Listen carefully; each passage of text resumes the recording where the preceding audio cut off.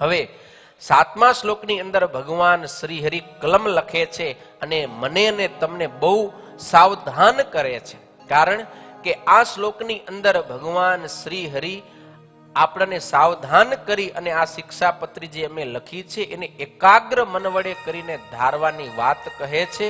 સાંભળશું એ સંસ્કૃતના શ્લોકને.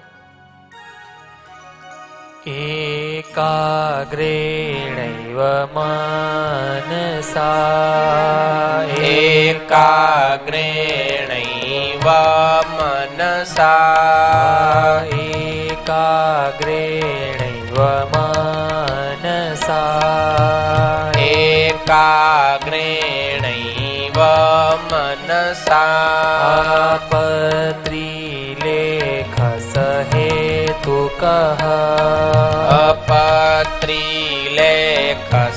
હેતુકઃ અવધાર્યોયમખિલૈ અવધાર્યોયમખિલૈ અવધાર્યોયમખિલૈ અવધાર્યોયમખિલૈ સર્વજીવહિતાવ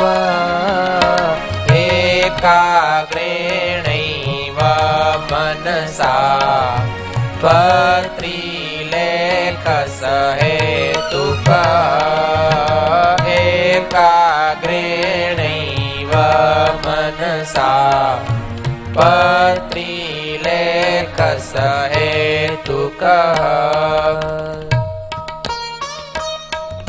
ભગવાન શ્રી હરિએ 7મા શ્લોકની અંદર લખ્યું છે એકાગ્રેણૈવ મનસા પત્રીલેખસ હેતુકઃ અવધાર્યો યમખિલૈઃ સર્વજીવ હિતાવહ. અને આ શિક્ષાપત્રી લખ્યાનું જે કારણ છે તે સર્વે તેમણે એકાગ્ર મને કરીને ધારવું, અને આ શિક્ષાપત્રી જે અમે લખી છે તે સર્વેના જીવને હિતની કરનારી છે. સદગુરુ શતાનંદ સ્વામી આ શ્લોકનું ભાષ્ય કરતા સમજાવે છે કે આ શિક્ષાપત્રી લખાયેલી છે ને એ સહેતુક છે. એને લખવા પાછળ કંઈક કારણ છે, એમ ને એમ બસ કારણ વિના જ આ શિક્ષાપત્રી લખાયેલી નથી. તો આ શિક્ષાપત્રી લખ્યાનું જે કારણ છે ને, ભગવાન શ્રી હરિ કહે છે એ કારણને તમે એકાગ્ર મન વડે કરીને ધારજો અને પછી તમે આ શિક્ષાપત્રીને ધારણ કરજો. પેલું લખવાનું જે કારણ છે ને એને સમજજો. હવે એ લખવાનું જે કારણ છે ને એ શું છે, તો એ લખવાનું કારણ આના પછીના 2 શ્લોક એટલે કે 8મો અને 9મો શ્લોક એની અંદર ભગવાન શ્રી હરિ બતાવશે. પણ અત્યારે એ કારણને ધારવાની, હૃદયની અંદર સ્થિર કરવાની ભગવાન શ્રી હરિ આપણને આજ્ઞા કરે છે.